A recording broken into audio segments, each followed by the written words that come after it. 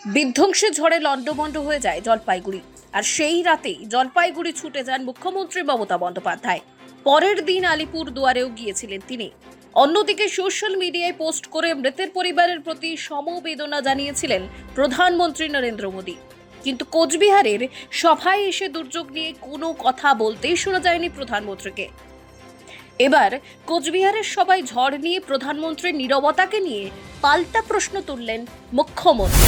একটা মাথায় টিনও নেই, একটা দেয়ালও নেই, তারা সর্বস্ব হারিয়েছে। আমি সেখানে গিয়ে রিলিফ ক্যাম্পে দেখা করি, সবার সাথে কথা বলি, তারপরে আমি বার্নিশে চলে যাই, যেই এলাকায় সবটা তছনছ হয়ে গেছে, একটা ঝড়ের কেবলে একটা লাইন নিয়ে চলে গেছে, সব ঘরবাড়ি সব নষ্ট হয়ে গেছে, ক্ষেত নষ্ট হয়ে গেছে, সেটা দেখতে যাই। সেটা দেখার পরে রিলিফ ক্যাম্পে যাই, সবার সাথে কথা বলি। কথা বলে আমি ভোর 4টে নাগাদ চালসায় পৌঁছাই। তারপরের দিন আমি আবার যাই আলিপুরদুয়ার এবং কোচবিহারের বর্ডারে, যেখানে অনেক বাড়ি ভেঙে গেছে, অনেক বাড়ি তছনছ হয়ে গেছে, তাদের মাথা গোঁজার একটা স্থান নেই। সেই জায়গাগুলো ভ্রমণ করি। তপসিয়াঘাটা স্কুলে রিলিফ ক্যাম্পে যারা ছিলেন সবাই ঘরহারা, তাদের সাথে গিয়ে আমি কথা বলি। কথা বলার পর যা যা করার প্রশাসন সবটাই করেছে। হয়তো একটা দুটো কোথাও বাকি থাকলে সেটা দেখে নেবে, করে নেবে, বিক্ষিপ্ত কোথাও থাকলে। কিন্তু আমরা ইতিমধ্যেই নির্বাচন চলছে বলে তাই এমসিসি কোডের আওতায় আমরা আছি, তাই সব কিছুতেই ইলেকশন কমিশনের পারমিশন নিতে হবে। আর যদি ইলেকশন না থাকতো তাহলে আমি 1 সেকেন্ডে বাড়িগুলোর টাকা দিয়ে দিতাম। টাকা আমাদের আছে, টাকা প্রশাসন রেডিও রেখেছে, কিন্তু ইলেকশন কমিশনকে আমাদের চিঠি লিখে পারমিশন নেবার জন্য বলা হয়েছে। আমি ইলেকশন কমিশনের কাছে রিকোয়েস্ট করব, বিজেপির কথা শুনে দেরি করবেন না। মানুষগুলো আশ্রয়হীন অবস্থায় আছে, টাকাটা আছে, আপনারা পারমিশনটা শুধু দিন। টাকাটা আমি হাতে করে দেবো না, আমার পার্টিও দেবে না, প্রশাসন টাকাটা দিয়ে আসবে। এতে বিজেপির আপত্তি কোথায়? বিপদে থাকে না, দুর্যোগে থাকে না, দুর্ভোগে থাকে না, আবার বড় বড় কথা বলে। ত্রাণ নিয়ে বঞ্চনা কোথায় হয়েছে? মানুষ যখন বিপদে পড়ে তখন সব মানুষকে একভাবে দেখতে হয়। আমরা কখনো বঞ্চনা করি না। এখানে প্রধানমন্ত্রী এলেন গতকাল, তিনি অনেক বিরুদ্ধে কথা বলেছেন, কিন্তু জলপাইগুড়ির কথা তো একবারও বলেননি। আলিপুরদুয়ারের মানুষগুলো এত বিপদে আছে, একবারও বলেননি। তখন কি মোদিকে গ্যারেন্টি কোথায় গেল? জায়গা ছিল না বলবার, ভুলেই গেছিল। কারণ টুইট তো পার্টি থেকে করে, আর আমি তো নিজে ফিজিক্যালি পৌঁছাই। এর আগেও জলপাইগুড়ির মানুষ জানেন, জলপাইগুড়ি সদরের মানুষ কিভাবে আপনাদের রাস্তায় জল উঠে আসতো। গৌতম দেবকে দিয়ে তখন 6 কোটি টাকা, 11 কোটি টাকা খরচ করে কালজনি নদীর ওই পাড়গুলো আমরা বাঁধিয়ে দিই, করলা নদী। এবং আপনারা জানেন 2 বছর আগে মালবাজারে যখন নদীর জলে হঠাৎ করে ভুটান থেকে আগত নদীর জলে অনেক মানুষ প্রাণ হারায়, আমি কিন্তু সেখানেও ছুটে এসেছিলাম এবং তাদের যা সাহায্য করার, তাদের পরিবার পরিজনের সাথে কথা বলার আমি কিন্তু করেছি। এটা আমার আজকের কাজ নয়, চিরকালের কাজ। জলপাইগুড়ির মানুষ, আপনাদের যদি আমি জিজ্ঞেস করি আমাদের এই 12 বছরে আমরা যা কাজ করেছি, আর বিজেপির লোকেরা শুধু জিতে গেছে, এমপি ইলেকশনে বারবার, এমএলএতেও অনেক সিট নিয়ে গেছে, কিন্তু বলুন তো আজ পর্যন্ত একটা কাজ করেছে?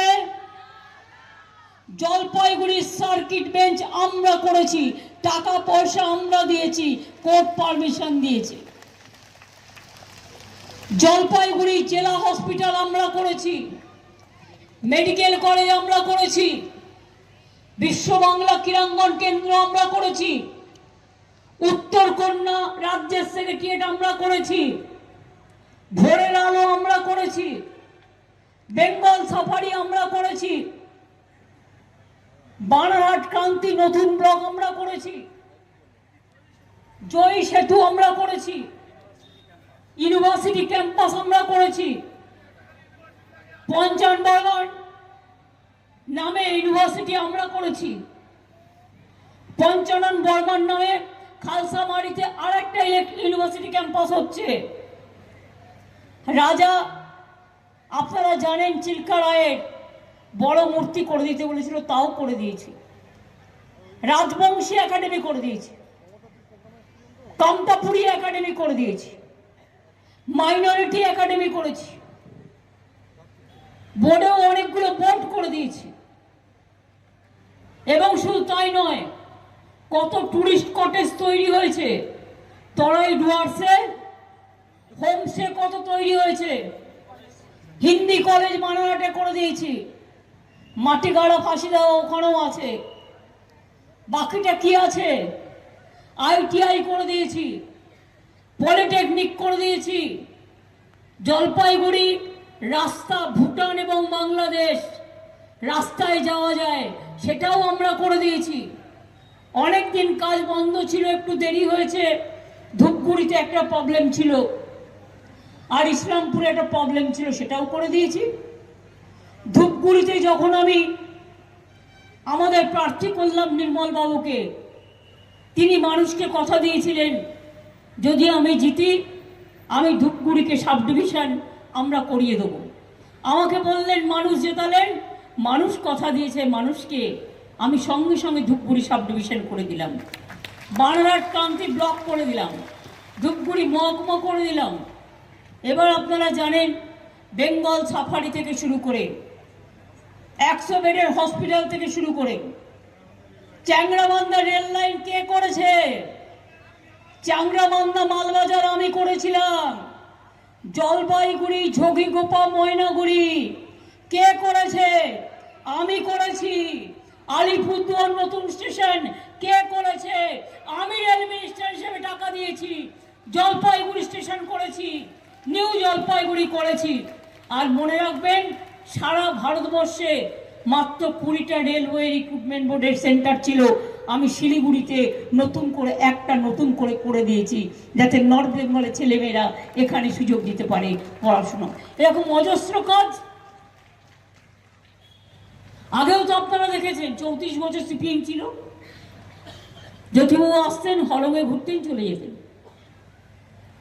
আমি তো গেলে চা বাগানের ড্রেস পরে চা পাতাও তুলি, চায়ের দোকানেও যাই, মানুষের বাড়িতেও যাই, মন্দিরেও যাই, মসজিদেও যাই, গুরুদ্বারাও যাই, গির্জায়ও যাই, ধামসা মাদলও বাজাই, আদিবাসী মেয়েদের সাথে নৃত্যও করি, আর বাংলার সংস্কৃতি, রাজবংশী ভাই বোনেদের সংস্কৃতি, ভাওয়াইয়া সবটাই করি।